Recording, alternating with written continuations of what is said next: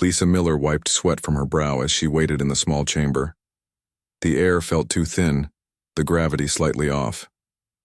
Though her body had adjusted to space travel years ago, this station's environmental settings seemed designed to make her uncomfortable. "Ambassador Miller, they are ready for you," said a mechanical voice from the ceiling. Lisa straightened her blue uniform and checked the small Earth patch on her shoulder. She was the first human to stand before the Galactic Council, and appearances mattered. She took a deep breath and stepped through the doors as they slid open with a soft hiss. The council chamber stretched before her, vast and circular. Hundreds of alien representatives sat in rising tiers. Their bodies varied in ways her mind struggled to categorize. Some had too many limbs. Others seemed made of light or gas. A few appeared as nothing more than shimmering outlines. Lisa felt their stares, some curious, others clearly hostile. The weight of representing Earth pressed on her shoulders more heavily than any gravity.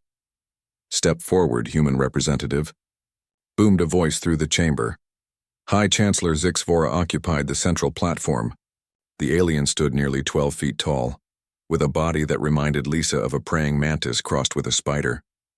Its exoskeleton gleamed purple under the chamber lights.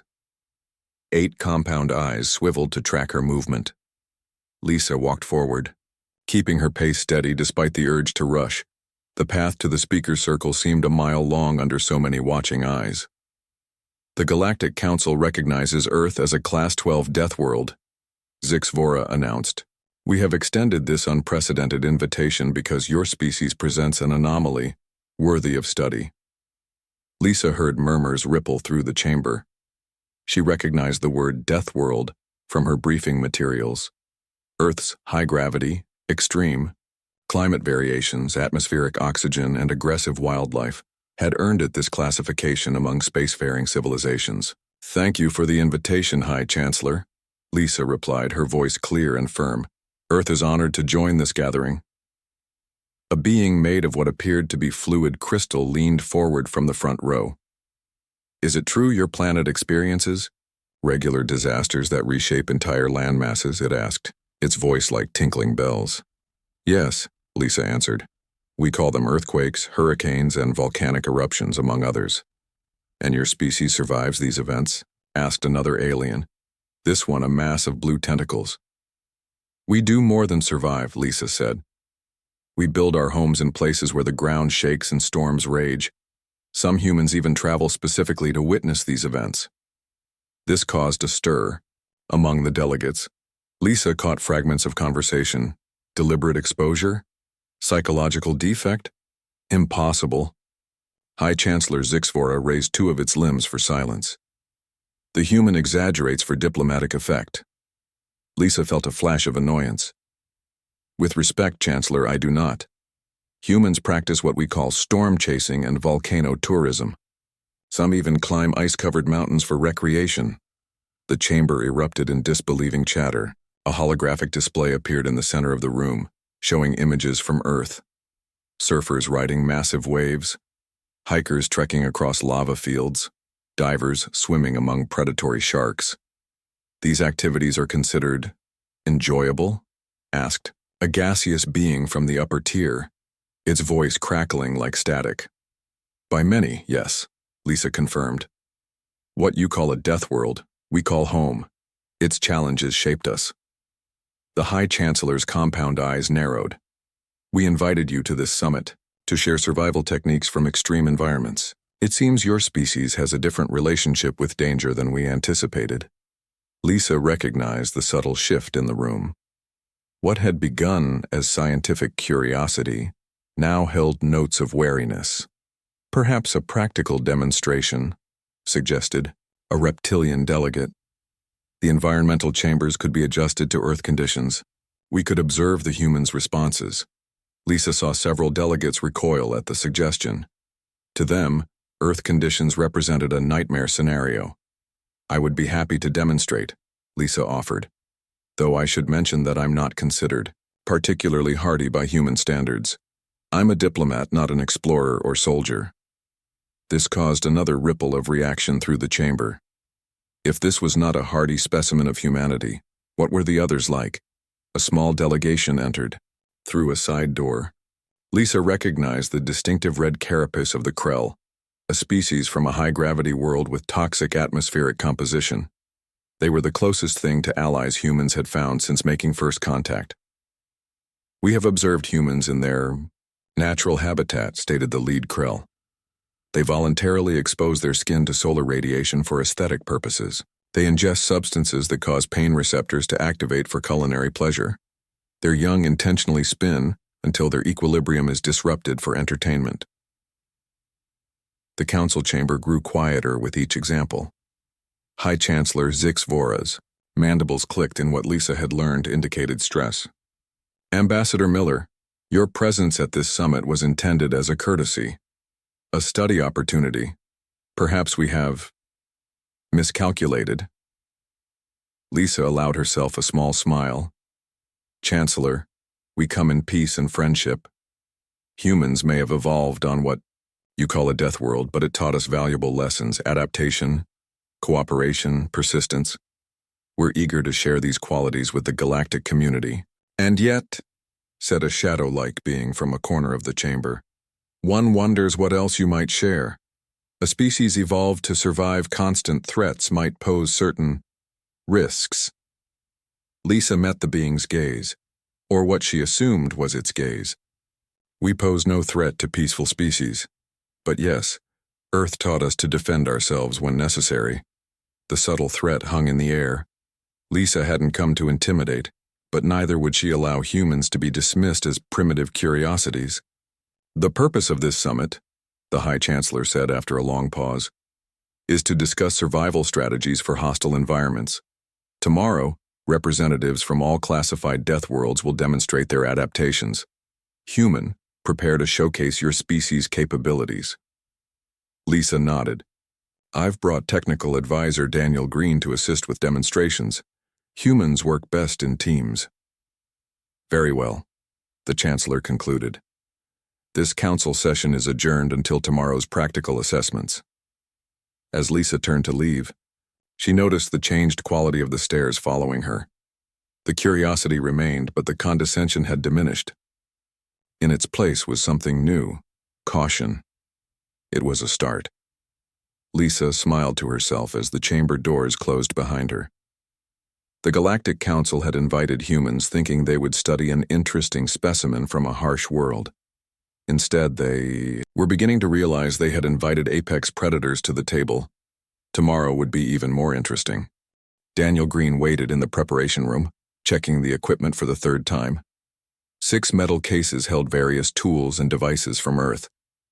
They seemed primitive compared to the advanced technology surrounding him on the space station, but Daniel knew appearances could be deceiving. "How did it go?" he asked as Lisa entered the room. Lisa loosened her collar with a sigh. "About as expected. They invited us here as zoo animals, not equals. And now? Now they're nervous. I mentioned storm chasers and volcano hikers." She smiled. "You should have seen their reactions," Daniel laughed. "Wait until they see what else we do for fun." A soft chime sounded from the ceiling, followed by a mechanical voice. "All Death World representatives, proceed to Chamber 4 for adaptation demonstrations." They gathered their equipment and followed the glowing path on the floor. The station was an enormous structure, orbiting a neutral star at the edge of settled space. As they walked, they passed representatives from other species. Most gave the humans a wide berth. Chamber 4 was a massive room with adjustable environmental sections. The ceiling soared hundreds of feet overhead, and the floor was divided into different testing areas. Various alien species had already taken positions around the chamber. The High Chancellor stood on a floating platform in the center. "Welcome to the adaptation trials," Zixavora announced. "Each species will demonstrate their survival methods in simulated hostile conditions." Lisa noticed 12 different species positioned around the room. All came from planets classified as dangerous by Council standards. The Pyreans stood out with their reddish skin that seemed to shimmer with internal heat. Next to them were the gaseous Valaxians, contained in floating spherical vessels. "First trial, temperature extremes," announced the Chancellor. A portion of the chamber floor transformed into different environmental zones. One section glowed red with intense heat, another formed a frozen landscape with swirling snow. The Pyreans moved confidently toward the heat zone. Their bodies were naturally adapted to temperatures that would melt standard metals. They entered without protective gear, merely adjusting some settings on small devices attached to their forearms.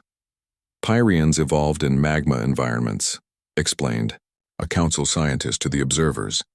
Their cellular structure can withstand temperatures up to 900 degrees. When it came time for the humans' demonstration, Daniel stepped forward. He wore a simple reflective suit with interior cooling, technology Earth had developed centuries ago. This is a standard firefighter proximity suit, Daniel explained to the gathered aliens. It allows humans to enter burning buildings to rescue others. You voluntarily enter fires?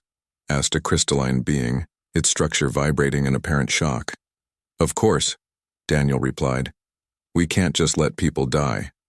He entered the heat zone. The displays showed his vital signs remaining stable despite the rising temperature.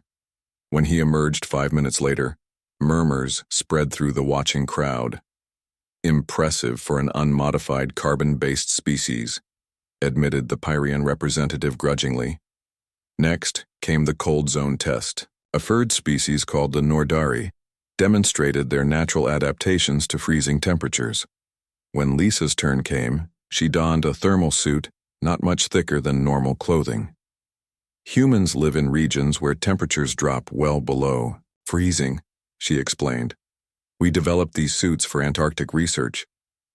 More murmurs followed her successful demonstration. But the real surprise came with the next trial. Atmospheric variations, announced the Chancellor. Different zones filled with various gas mixtures. Some contained elements toxic to most life forms. The Valaxians excelled here, their gaseous bodies able to filter harmful elements naturally. When it came to the humans' turn, Daniel displayed a simple oxygen mask and tank. This equipment lets us breathe underwater, he said, putting on the mask before entering a zone filled with liquid solution. The council scientists were baffled. Your species willingly submerges in liquid? For what purpose? Exploration, Lisa answered. Recreation. Some humans dive hundreds of feet deep just to observe underwater life. A Valaxian floated closer, its gaseous form swirling inside its containment sphere. Your atmosphere contains oxygen, a highly corrosive element, yet you require it to live? Yes, Lisa confirmed. Our cells evolved to use oxygen for energy. Fascinating and disturbing, commented the Valaxian. You breathe poison and swim in liquid. The trials continued throughout the day. Radiation resistance, where the humans demonstrated their understanding of shielding. Gravity variations, where Lisa and Daniel showed how humans could function in forces ranging from near zero to 3 times Earth normal. Biological defense, where they explained Earth's complex immune systems evolved to fight constant microbial threats. With each demonstration, the mood in the chamber shifted. What began as scientific curiosity became uneasy respect. During a break, Lisa overheard 2 council members speaking. They evolved on a planet with thousands of lethal bacteria and viruses, one said. Their bodies are constantly at war with microorganisms. And they consume fermented foods deliberately, added the other. They introduce controlled bacterial growth into their digestive systems. On purpose, Daniel approached a group of representatives from various Deathworlds. Unlike the council members, these species showed genuine interest rather than discomfort. How do your young survive to maturity? Asked a Krell delegate. Without protective shells or rapid maturation? We protect them, Daniel explained. Human. Parents and communities shield children until they learn to navigate dangers themselves. Community protection, nodded the Nordari representative, fur rippling. Similar to our pack structures. By the day's end, clear divisions had formed.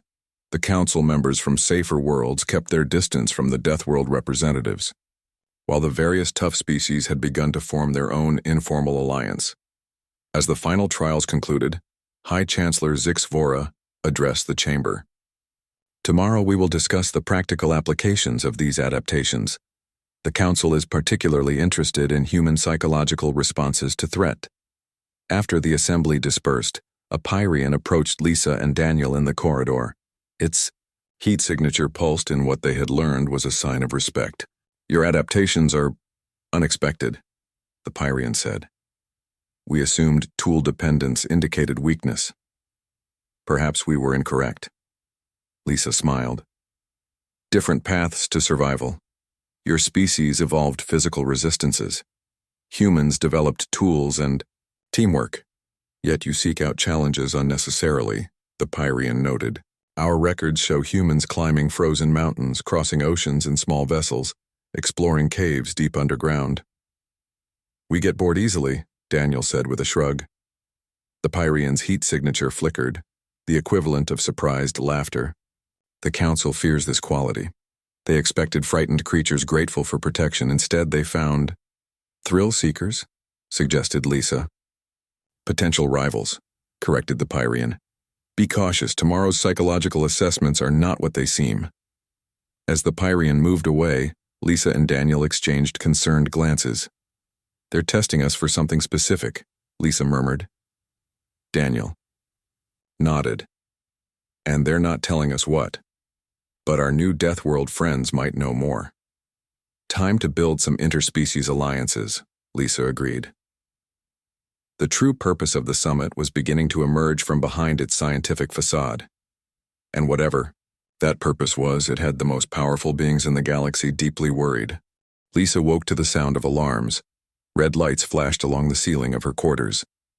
The station's calm mechanical voice had been replaced by an urgent tone. "Emergency protocol activated. All delegates proceed to safety zones. Gravitational system failure detected."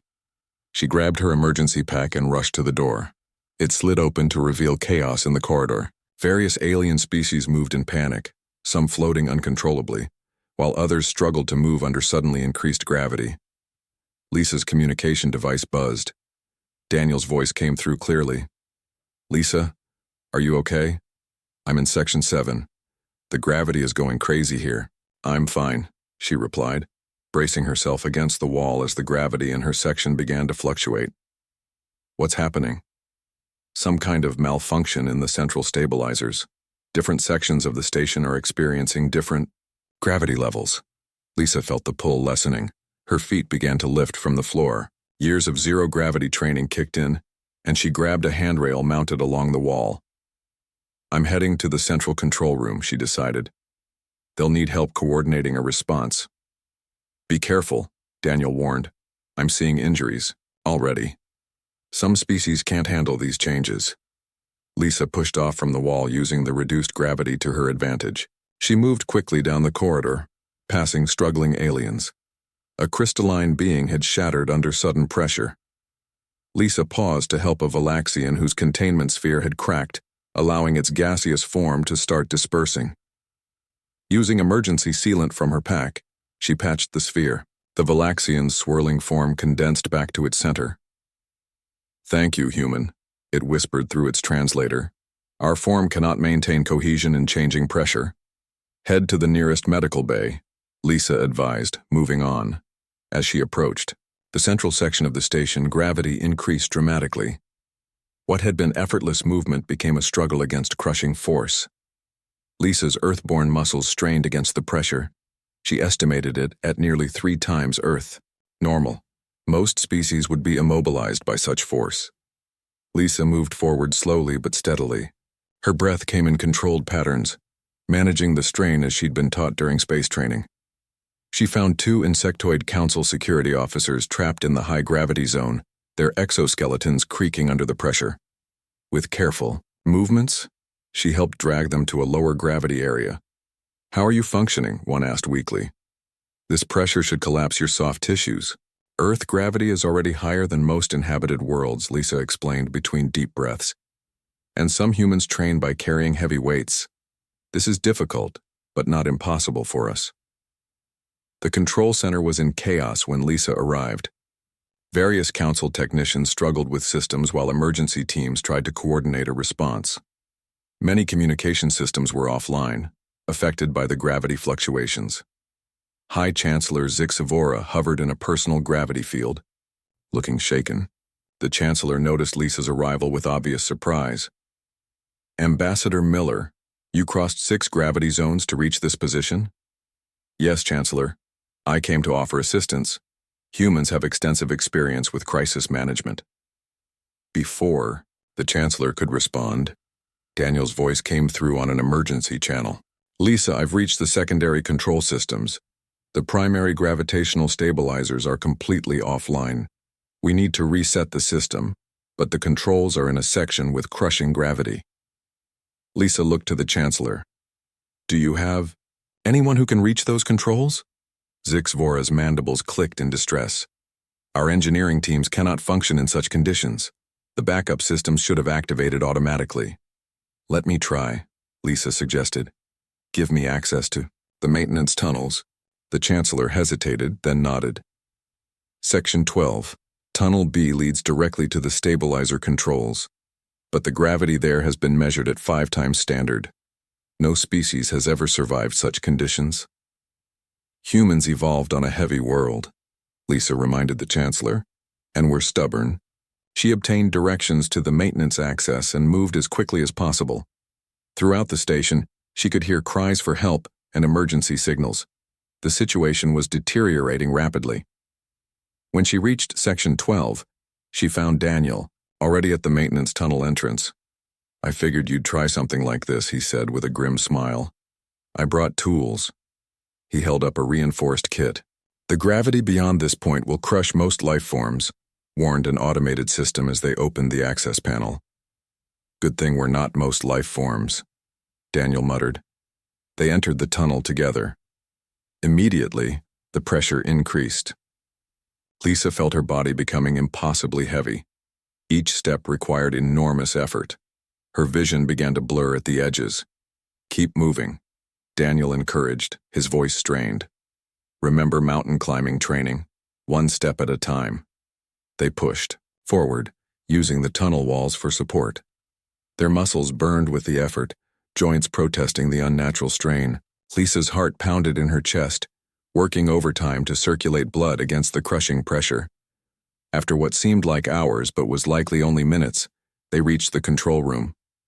Daniel fell to his knees, breathing heavily. Lisa leaned against the wall, fighting to stay conscious. The stabilizer reset requires 2 simultaneous activations, Daniel noted, examining the controls. Lisa nodded, too exhausted to speak. They each took position at opposite sides of the control panel. On 3, Daniel counted. 1, 2, 3. They pushed the activation switches simultaneously. For a moment, nothing happened. Then the gravity suddenly normalized. The crushing pressure lifted, and Lisa gasped in relief. Stabilizer system resetting, announced the station's computer. Normal gravity restoration in progress. Lisa slid down to sit on the floor, her legs no longer able to support her weight. Daniel joined her, both of them exhausted but alive. Humans, he said with a weak laugh. Too stubborn to die. When emergency teams finally reached them 20 minutes later, they found the 2 humans sitting calmly, comparing notes on which Earth sports had best prepared them for the ordeal. Ambassador Miller, Technician Green, said the leader of the emergency team, a Krell whose red carapace showed stress fractures from the gravity event. The council requests your immediate presence. Back in the main chamber, they found a very different scene from the previous day's measured scientific protocols. Injured delegates received treatment. Damaged equipment sparked and smoked. The polished perfection of the Galactic Council had been shattered along with many of its representatives. Hi, Chancellor Zixavora approached the humans. The Chancellor's normally imposing height was diminished by a slight stoop, evidence of exoskeleton damage. You have saved this station and many lives, Zixavora acknowledged. Your physiological adaptations to gravitational stress exceed our understanding. Lisa nodded tiredly. Earth has regions with different gravities, not as extreme as what we experience today, but enough that our bodies learn to adapt. The Chancellor's compound eyes studied them intently. Perhaps we have misjudged the value of evolution on harsh worlds.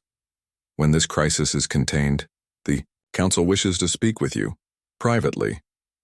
As the Chancellor moved away, Lisa looked at Daniel. Both recognized the significance of this invitation. They're scared of us now, Daniel murmured. Lisa shook her head. Not just scared, interested. They've seen what we can do in a crisis. And now they want something from us, Daniel added. Around them, representatives from other Deathworlds were watching with new respect. The humans had not only survived, they had taken action when most species could only focus on personal survival.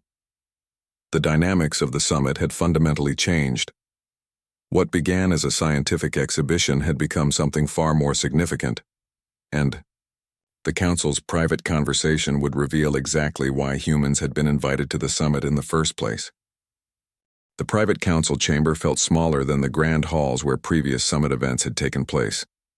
Lisa and Daniel sat across from 5 senior council members, including High Chancellor Zixvora. The gravity crisis had ended 12 hours ago, but repair crews still worked throughout the station. What we share now is classified at the highest level, began the Chancellor. The Universal Translator conveyed a tone of grave seriousness. Information restricted to only the ruling. Council. Lisa exchanged a glance with Daniel. Whatever was coming wasn't simply about adaptation techniques or scientific curiosity. A holographic display activated in the center of the table.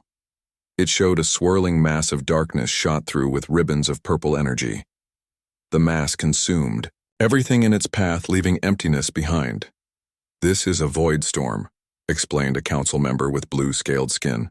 The first appeared 3 standard years ago at the edge of explored space. Since then, 17 have formed. Daniel leaned forward, studying the image. It's like a black hole, but with energy components. Similar, but more complex. The blue, alien replied. These storms travel through space at varying speeds. They destroy everything they touch, planets, stars, even the fabric of space-time itself. Lisa felt a chill despite the room's comfortable temperature. And they're spreading? Yes, confirmed Zixvora. Our models predict they will reach core council systems within 2 standard years. We have attempted to study them, but all probes and ships are destroyed before sending useful data. The truth dawned on Lisa. That's why you organized the Deathworld Summit. You're looking for species that might survive long enough to study these storms. The council members shifted uncomfortably. One, a crystalline being, admitted. We sought insights from life forms evolved to withstand extreme conditions. But we expected to extract scientific principles, not find potential. Explorers. You want us to enter these storms, Daniel stated flatly. It wasn't a question. No species has demonstrated your particular combination of adaptability and problem-solving, the Chancellor replied carefully. During the gravity crisis, when most delegates focused on personal survival, you humans actively worked to save others and restore systems. Another council member added, your physiology handled stress that would kill most beings, and your psychology, the willingness to enter danger rather than flee, is unique. Lisa sat back in her chair. So the summit wasn't just scientific exchange, it was recruitment. Assessment, corrected Zixvora. We did not expect to find suitable candidates. Your performance during the crisis altered our evaluation. A holographic display showed footage of Lisa and Daniel moving through high-gravity sections, helping injured aliens, and working to reset the stabilizers. Beside it, data scrolled showing their vital signs during the crisis. Fascinating, Daniel murmured. You were monitoring us the whole time. All delegates were monitored, the Chancellor clarified. Most species showed expected responses, seeking safety, protecting themselves. Only humans and 2 other species actively engaged with the crisis. And the gravity failure? Lisa asked, her eyes narrowing. Was that part of your assessment? 2? The council members exchanged looks. The crystalline being's structure flickered with what might have been embarrassment. The failure was real, Zixvora assured them. Though we had planned controlled environmental tests later in the summit, the accident provided unexpected data. Daniel laughed without humor. So you didn't try to kill us. That's reassuring. Lisa kicked him under the table but maintained her diplomatic expression. These void storms threaten everyone, including Earth? All life in this sector of the galaxy, confirmed the Chancellor. We have evacuated planets in the predicted path, but we cannot evacuate entire systems indefinitely. Without understanding what causes the storms, we cannot stop them. The blue-scaled council member activated a new hologram. It showed a heavily modified ship.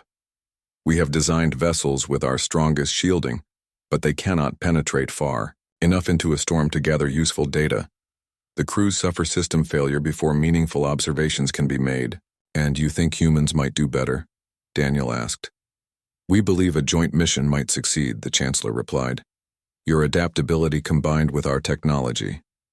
Lisa studied the images of the void storms. They reminded her of hurricanes.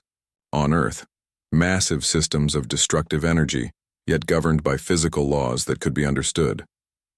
On Earth, we study dangerous weather by sending people into storms, she said slowly. Hurricane hunters fly special aircraft into the worst weather systems to gather data. The council members showed various signs of surprise. You deliberately enter destructive meteorological events? Asked the crystalline being. Yes, Daniel confirmed. We've learned that sometimes the only way to understand a threat is to face it directly. Lisa continued. Humans have a saying, know your enemy. We've survived on Earth by studying dangers, not just avoiding them. High Chancellor Zixvora's compound eyes focused intently on the humans. Would your government consider providing volunteers for such a mission? We would supply the most advanced protective technology available. Lisa thought carefully before answering.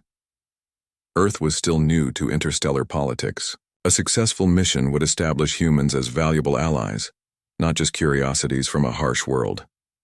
I can't speak officially without consulting my superiors, she said. But I believe Earth would consider participating in a joint mission, with proper preparation and fair terms. And you personally? Asked the blue-scaled council member. Lisa met Daniel's eyes. They both knew the risks would be extreme, but they also recognized the opportunity. I would volunteer, Lisa stated. Same, here, Daniel added without hesitation. The council members showed various signs of what seemed to be relief.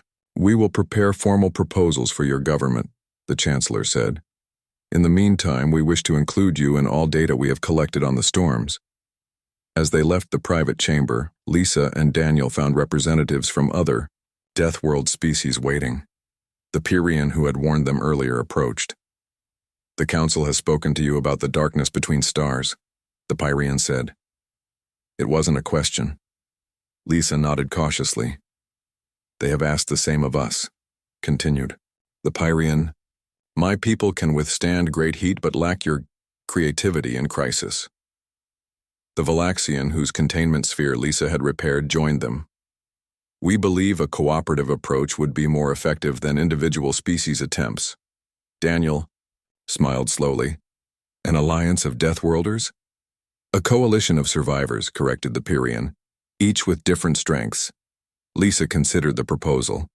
The Council clearly hadn't planned for this development, separate species working together rather than competing for Council approval. We should compare notes, she suggested. Share what the Council has told each of us. The gathered Deathworld representatives made gestures of agreement. What had begun as a scientific exhibition was transforming into a diplomatic revolution. Species the Council had viewed as merely interesting specimens were forming their own connections. As the impromptu meeting dispersed, Daniel whispered to Lisa, I think the Council is about to realize their mistake wasn't inviting humans. No, Lisa agreed with a smile. Their mistake was putting all the tough species in one place and giving us a common enemy. The path forward was dangerous, but also clear. Humanity's first major contribution to galactic society would not be technology or resources, but something uniquely human, the willingness to confront a threat rather than flee from it. And they wouldn't be facing it alone. 2 days later, the Grand Chamber of the Galactic Council looked very different from when Lisa had first entered it. The orderly rows had been replaced by working groups. Delegates from different worlds clustered around display tables, sharing information and ideas. At the center stood representatives from 7 Deathworld species, including Lisa and Daniel. They had spent the past 48 hours comparing notes and forming what they now called the Joint Exploration Initiative. Hi. Chancellor Zixavora entered the chamber, flanked by senior council members. The Chancellor's compound eye surveyed the scene with what Lisa had learned to recognize as surprise. Ambassador Miller, Zixavora called. We expected your response to our proposal, not this. Lisa stepped forward. Chancellor, the human delegation has conferred with our government. We're prepared to commit resources to studying the void storms. Excellent, the Chancellor began, but Lisa continued. As part of a joint mission with our fellow Deathworld species. The council members exchanged glances. This clearly wasn't what they had planned. We've developed a preliminary approach, Daniel added, activating a holographic display. It showed a modified vessel with components clearly designed by different civilizations. The Pyrians will provide heat shielding, explained the red-skinned Pyrian representative. Our technology can withstand temperatures approaching those of a star's surface. The Valaxian's misty form swirled in its containment sphere. Our atmospheric processing systems can analyze the storm's composition without direct exposure. Krell structural reinforcement can withstand the gravitational stresses, added the insectoid Krell delegate. And humans will provide the operational approach and crew procedures, Lisa concluded. Our experience with studying dangerous phenomena rather than avoiding them offers a methodology the Council hasn't considered. The Chancellor's mandibles clicked rapidly, a sign of agitation. The Council planned individual missions, not this coalition. With respect, Chancellor, Lisa replied. The coalition approach offers advantages. Each species contributes their evolutionary strengths. Together, we can go deeper into the storms than any single species could. A Council scientist stepped forward, examining the technical specifications displayed in the hologram. The design has merit, the scientist admitted reluctantly. The combined technologies might penetrate the outer layers of a storm. We've already gone further than that, Daniel said with a slight smile. He nodded to a Nordari technician who activated another display. The hologram showed swirling energy patterns and data readings. The Council members stared in confusion, then shock as they recognized what they were seeing. This is from inside a void storm? Asked the blue-scaled Council member. Impossible. No probe has survived entry. Not a standard probe, no. Lisa confirmed. But we sent something simpler, based on Earth's early space exploration technology. Daniel explained. We adapted a basic probe design from our early planetary exploration. Hardened against radiation, with minimal electronic components. We launched it yesterday toward the nearest storm formation. The Council members looked stunned. The Chancellor's voice lowered dangerously. You launched an unauthorized mission from this station? A small probe only, Lisa clarified. Not large enough to trigger your security protocols. We needed to test our theory. What theory? Demanded the Chancellor. That complexity creates vulnerability, Daniel said. Your advanced technology fails. In the storms because it's too sophisticated. We tried something simpler, more robust. The data continued to stream across the display. The human approach, using basic technology hardened against extreme conditions rather than cutting-edge systems, had succeeded where sophisticated Council technology had failed.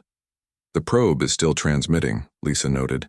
It's basic but effective. Sometimes primitive solutions work best in extreme environments. The Council scientist moved closer to the display, studying the readings with growing excitement. This data, it suggests the storms have an organized structure, not random destruction as we believed. Exactly, Daniel confirmed. They follow patterns like weather systems on Earth. Violent, yes, but predictable with enough data. High Chancellor Zixavora's initial anger seemed to fade as the implications became clear. Your coalition has achieved more in 2 days than our scientists have in 3 years. Because we approached the problem differently, Lisa explained. You sought to observe from a safe distance. We sought to understand from within. The Pyrian representative stepped forward. This is the Deathworld approach. We do not flee from danger. We adapt to it, Study it. Overcome it. Around the chamber, delegates from other worlds had stopped their discussions to listen. The dynamic was shifting visibly, as the Council's authority was being gently but firmly challenged. Our full proposal, Lisa continued, handing the Chancellor a data tablet, includes the formation of a permanent joint exploration initiative, equal participation from all Deathworld species, with Council support but independent operation. The Chancellor's compound eyes narrowed. You are requesting autonomy. Partnership, Lisa corrected. The Council has wisdom and resources. We have survival skills and different perspectives. Together, we might save billions of lives across the galaxy. The Council members withdrew to confer privately. The chamber hummed with excited conversation as the Coalition representatives continued to analyze the incoming probe data. When the Council returned, High Chancellor Zix Vora addressed the entire assembly. The Galactic Council acknowledges the achievement of the Joint Exploration Initiative. The Chancellor pronounced the name carefully. We provisionally approve the formation of this body, with oversight from Council representatives. It wasn't complete autonomy, but it was a start. The Coalition had proven its value. Our first joint expedition will launch within 30 days, Lisa announced. Crewed by volunteers from each Coalition species with the mission to enter a void storm and return with comprehensive data. Daniel added, Earth will provide pilot training. Our experience with Hurricane Hunter missions offers relevant protocols. As the formal session concluded, High Chancellor Zix Vora approached Lisa privately. When we invited Earth to this summit, we expected to study an interesting specimen from a harsh world, the Chancellor admitted. We did not anticipate this outcome. Lisa smiled. Humans have a habit of exceeding expectations, Chancellor. So I observe, Zix Vora replied. Perhaps inviting humans was a mistake from the Council's perspective. Our comfortable position of authority has been disrupted. Or perhaps it saved countless lives, Lisa suggested. Sometimes disruption leads to progress. The Chancellor's mandibles clicked in what Lisa now recognized as thoughtful consideration. Your species views chaos as opportunity. Most find this frightening. And yet, Daniel said, joining them, that's exactly why we might survive these storms when more ordered approaches fail. As they left the chamber, Lisa looked back at the bustling activity. Species that had been isolated curiosities days ago now worked together with purpose. The Deathworld Coalition, born from the Council's miscalculation, might become the galaxy's best hope. Ready for the real work? Daniel asked as they headed toward the newly designated Coalition headquarters. Lisa nodded. Earth prepared us well. A lifetime of storms, earthquakes, and survival challenges led to this moment. Behind them, the probe continued sending data from within the void storm, a small but significant victory. The first of many to come. The mistake of inviting humans to the Deathworld Summit had become the catalyst for a new chapter in galactic history.